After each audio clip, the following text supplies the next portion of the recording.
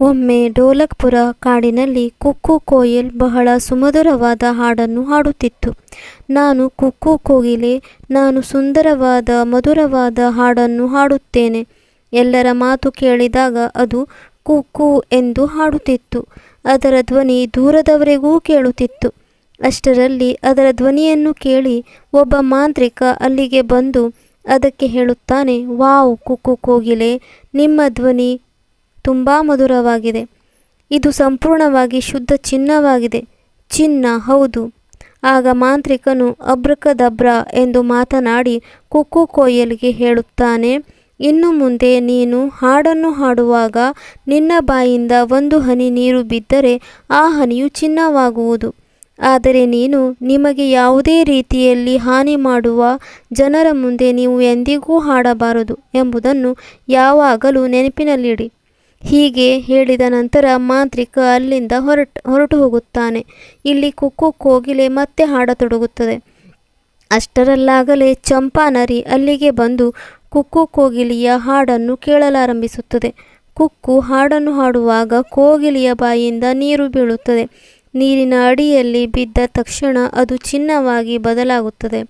ಚಂಪಾ ಎಂಬ ನರಿಯು ತನ್ನ ಮುಂದೆ ಇರುವ ಚಿನ್ನವನ್ನು ನೋಡಿದ ನಂತರ ಬಹಳ ಸಂತೋಷವಾಗುತ್ತದೆ ಮತ್ತು ಅದನ್ನು ತ್ವರಿತವಾಗಿ ಎತ್ತಿಕೊಂಡು ನಂತರ ಅಲ್ಲಿಂದ ಅತ್ಯಂತ ವೇಗವಾಗಿ ಓಡಿ ತನ್ನ ಮನೆಗೆ ತಲುಪುತ್ತದೆ. ಇಲ್ಲಿ ಕೋಗಿಲೆ ಹಾಡುತ್ತಲೇ ಇರುತ್ತದೆ. ಅಷ್ಟರಲ್ಲಿ ಒಬ್ಬ ಬೇಟೆಗಾರ ಅಲ್ಲಿಗೆ ಬರುತ್ತಾನೆ. ಬೇಟೆಗಾರ ಮರದ ಕೆಳಗೆ ಕುಳಿತು ಕೋಗಿಲೆಯ ಹಾಡನ್ನು ಕೇಳಲು ಪ್ರಾರಂಭಿಸುತ್ತಾನೆ. ಕೋಗಿಲೆ ಕೂ ಕೂ ಎಂದು ಹಾಡುತ್ತಿತ್ತು. ಮತ್ತೆ ಬಾಯಿಂದ ನೀರು ಬಿದ್ದಾಗ ಕೋಗಿಲೆ ಹಾಡುತ್ತಲೇ ಇತ್ತು. ಬಾಯಲ್ಲಿನ ನೀರು ತಳಕ್ಕೆ ಬಂದ ಕೂಡಲೇ ಬಂಗಾರವಾಗುತ್ತದೆ. ಬೇಟೆಗಾರನು ತನ್ನ ಮುಂದೆ ಚಿನ್ನವನ್ನು ನೋಡಿ ಬಹಳ ಸಂತೋಷಪಡುತ್ತಾನೆ. ಅವನು ಬೇಗನೆ ಅದನ್ನು ಎತ್ತಿಕೊಳ್ಳುತ್ತಾನೆ. ಆಗ ಬೇಟೆಗಾರ ಮತ್ತೆ ಮೇಲಿನಿಂದ ಬಿದ್ದ ಒಂದು ಹನಿ ನೀರು ಚಿನ್ನವಾಗಿ ಮಾರ್ಪಟ್ಟಿರುವುದನ್ನು ನೋಡುತ್ತಾನೆ. ಆಗ ಬೇಟೆಗಾರ ಸಂತೋಷಪಡುತ್ತಾನೆ ಮತ್ತು ಅದನ್ನು ತನ್ನೊಂದಿಗೆ ಇಟ್ಟುಕೊಳ್ಳುತ್ತಾನೆ. ಇದನ್ನು ಮಾಡುವಾಗ ಮೇಲಿನಿಂದ ಅನೇಕ ಹನಿಗಳು ಕೆಳಗೆ ಬೀಳುತ್ತವೆ. ಅವು ಚಿನ್ನವಾಗಿ ಬದಲಾಗುತ್ತವೆ. ಬೇಟೆಗಾರನು ತನ್ನ ಮನಸ್ಸಿನಲ್ಲಿಯೇ ಆಕಾಶದಿಂದ ಬಂಗಾರದ ಮಳೆಯಾಗುತ್ತಿದೆ ಎಂದು ಭಾವಿಸುತ್ತಾನೆ ಮತ್ತು ಹೀಗೆ ಯೋಚಿಸುತ್ತಾನೆ. ಅವನು ಚಿನ್ನವನ್ನು ಒಂದೊಂದಾಗಿ ಎತ್ತಿಕೊಂಡು ಹೋಗುತ್ತಾನೆ. ಆಗ ಬೇಟೆಗಾರನ ಕಣ್ಣು ಹಾಡುವ ಕುಕ್ಕು ಕೋಗಿಲೆ ಮೇಲೆ ಬೀಳುತ್ತದೆ ಮತ್ತು ಈ ಚಿನ್ನದ ನೀರು ಕೋಗಿಲೆಯ ಬಾಯಿಯಿಂದ ಹೊರಬರುತ್ತಿರುವುದನ್ನು ಅವನು ನೋಡುತ್ತಾನೆ. ಆಗ ತಡ ಮಾಡದೆ ಕೋಗಿಲೆಯನ್ನು ಹಿಡಿಯಲು ಯೋಚಿಸುತ್ತಾನೆ. ಏಕೆಂದರೆ ಕೋಗಿಲೆಯನ್ನು ಹಿಡಿಯುವುದರಿಂದ ಅವನು ತುಂಬ ಶ್ರೀಮಂತನಾಗುತ್ತಾನೆ. ಇಲ್ಲಿ ಕೋಗಿಲೆಯು ಹಾಡುವುದರಲ್ಲಿ ಮೈಮರೆತಿರುತ್ತದೆ. ಇಲ್ಲಿ ಕುಕ್ಕು ಕೋಗಿಲೆ ತನ್ನ ಸುತ್ತಮುತ್ತ ಯಾರಿದ್ದಾರೆ ಎನ್ನುವುದನ್ನು ಗಮನಿಸದೆ ಹಾಡುವುದರಲ್ಲಿ ಮಗ್ನವಾಗುತ್ತದೆ. ಆಗ ಬೇಟೆಗಾರನು ತನ್ನ ಬಲೆಯನ್ನು ಬಹಳ ನಿಧಾನವಾಗಿ ಎಸೆದು ಕುಕ್ಕು ಕೋಗಿಲೆಯನ್ನು ಹಿಡಿಯುತ್ತಾನೆ.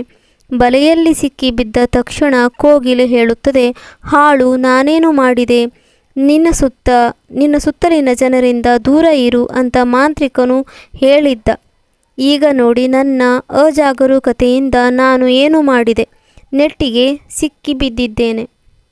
ಇಲ್ಲಿ ಕೋಗಿಲೆಯನ್ನು ತೆಗೆದುಕೊಂಡು ಹೋಗುವಾಗ ಬೇಟೆಗಾರನು ಈ ಕೋಗಿಲೆಯನ್ನು ರಾಜನಿಗೆ ಏಕೆ ಕೊಡಬಾರದು ಎಂದು ಮನಸ್ಸಿನಲ್ಲಿ ಯೋಚಿಸುತ್ತಾನೆ. ನಾನು ಅದನ್ನು ರಾಜನಿಗೆ ಕೊಟ್ಟರೆ ಅವನು ನನ್ನನ್ನು ಅರಮನೆಯಲ್ಲಿ ವಾಸಿಸಲು ಬಿಡುತ್ತಾನೆ. ಆಗ ನನ್ನ ಇಡೀ ಜೀವನ ಆರಾಮವಾಗಿ ಕಳೆಯುತ್ತದೆ. ಹೌದು, ಇದು ಸರಿಯಾಗಿರುತ್ತದೆ. ಹೀಗೆ ಆಲೋಚಿಸುತ್ತಾ ಬೇಟೆಗಾರ ರಾಜನನ್ನು ತಲುಪಿ ಇಡೀ ಕತೆ ಎಲ್ಲವನ್ನು ಹೇಳುತ್ತಾನೆ. ರಾಜನು ಕೋಗಿಲೆಯನ್ನು ತೆಗೆದುಕೊಳ್ಳಲು ಒಪ್ಪುತ್ತಾನೆ ಮತ್ತು ಪ್ರತಿಯಾಗಿ ಬೇಟೆಗಾರನಿಗೆ ತನ್ನ ಅರಮನೆಯಲ್ಲಿ ಉಳಿಯಲು ಅವಕಾಶ ನೀಡುತ್ತಾನೆ. ಆಗ ರಾಜನ ಮಂತ್ರಿ ಅಲ್ಲಿಗೆ ಬಂದು ಅವನಿಗೆ, ಮಹಾರಾಜ, ಈ ಬೇಟೆಗಾರ ಸುಳ್ಳು ಹೇಳುತ್ತಿದ್ದಾನೆ. ಹಕ್ಕಿಯ ಬಾಯಿಯಿಂದ ಚಿನ್ನ ಹೊರಬರುವುದನ್ನು ನೀವು ಎಂದಾದರೂ ಕೇಳಿದ್ದೀರಾ ಅಥವಾ ನೋಡಿದ್ದೀರಾ? ನಾನಂತೂ ನೋಡಲಿಲ್ಲ. ಮಂತ್ರಿಯ ಮಾತನ್ನು ಕೇಳಿದ ರಾಜನು ಬೇಟೆಗಾರನಿಗೆ ಮೊದಲು ಚಿನ್ನವನ್ನು ತೋರಿಸಲು ಕೇಳುತ್ತಾನೆ. ಅಷ್ಟಕ್ಕೂ ಈ ಕೋಗಿಲೆ ಚಿನ್ನವನ್ನು ಹೇಗೆ ಹೊರತೆಗೆಯುತ್ತದೆ? ನಾನು ಕೂಡ ನೋಡುತ್ತೇನೆ. ರಾಜನ ಮಾತನ್ನು ಕೇಳಿದ ನಂತರ ಬೇಟೆಗಾರನು ಕೋಗಿಲಿಗೆ ಹಾಡನ್ನು ಹಾಡಲು ಹೇಳುತ್ತಾನೆ. ಆದರೆ ಈ ಬಾರಿ ಕೋಗಿಲೆ ಯಾವುದೇ ತಪ್ಪು ಮಾಡಲು ಬಯಸಲಿಲ್ಲ.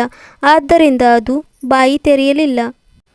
ಬೇಟೆಗಾರನು ಪದೇ ಪದೇ ಕೇಳಿಕೊಂಡರೂ ಕೋಗಿಲೆ ಹಾಡದಿದ್ದಾಗ ರಾಜನು ಇದನ್ನೆಲ್ಲ ನೋಡಿ ಕೋಪಗೊಂಡು ತನ್ನ ಸೈನಿಕರಿಗೆ ಕೋಗಿಲೆಯನ್ನು ಬಲೆಯಿಂದ ಹೊರತೆಗೆಯಲು ಹೇಳಿ ಬೇಟೆಗಾರನನ್ನು ಹಿಡಿಯುತ್ತಾನೆ.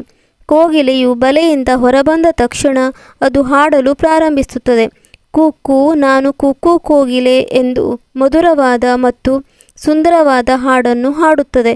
ಅದನ್ನು ಕೇಳಿ ನೀವೆಲ್ಲರೂ ನನ್ನ ಬಳಿಗೆ ಬಂದಿರಿ ಎಂದು ಹಾಡುತ್ತದೆ ಮತ್ತು ಮತ್ತೆ ಅದರ ಬಾಯಿಂದ ನೀರು ಬಿದ್ದು ಅದು ಚಿನ್ನವಾಗುತ್ತದೆ.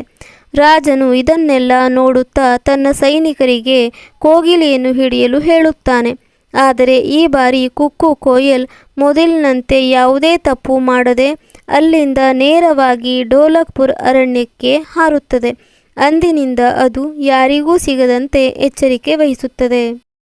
ಈ ಕತೆ ನಿಮಗೆ ಇಷ್ಟವಾಗಿದೆ ಎಂದು ಭಾವಿಸುತ್ತೇನೆ. So please like, share and subscribe ಮಾಡಿ.